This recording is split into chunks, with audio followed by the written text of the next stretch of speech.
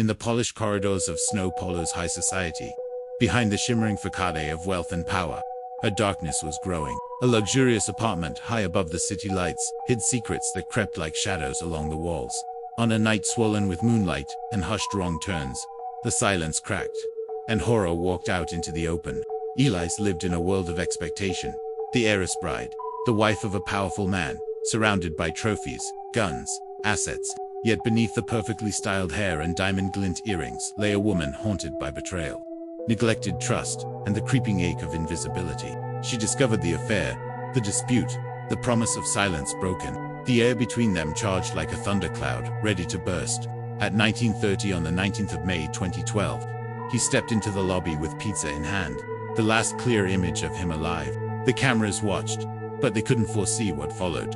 Hours later, 3 large bags rolled down the elevator, silent and heavy, the contents hidden from sight, the treachery revealed only by what's missing. In the stillness of the night, Elize pulled the trigger, a single shot in the head, precision and finality. Then came the unthinkable, the body dismembered with clinical detachment, placed into suitcases, abandoned in the forest's outskirts, where the moonlight touches leaves but hides the truth. The forest of suburban green became a stage of horror. The wind carried no laughter. The bells of expectation were silenced. Shadows grew long and twisted. The world watched in horror as the pieces of a life were scattered like dark seeds across the night. Investigators peeled back layers. The collection of 33 weapons, the trophies of hunts, the cold calculation of a wife once thought meek. Images emerged of the couple smiling with hunted animals behind them. A perfect picture of control. Yet the veneer cracked. The trial lasted. The nation leaned in. On December 5, 2016, the verdict echoed. 19 years, 11 months. 1 day in prison for homicide, qualified, destruction, and concealment of a corpse. But the story didn't end there. In 2019, thanks to a confession, the sentence was reduced to 16 years and 3 months. In May 2022, after 10 years behind bars, Elize stepped out under conditional freedom. Today, the streets are quieter. Elize moves among us.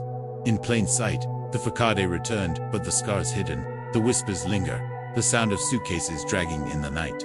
The faint scrape of metal, the quiet that falls before the storm.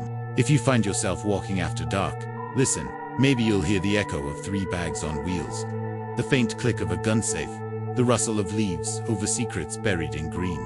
This is more than a crime.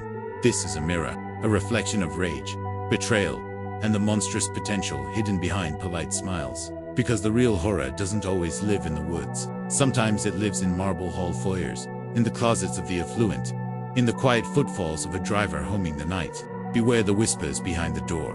Watch the glint in the glass. And remember, when trust cracks, the darkness can walk quietly into the light.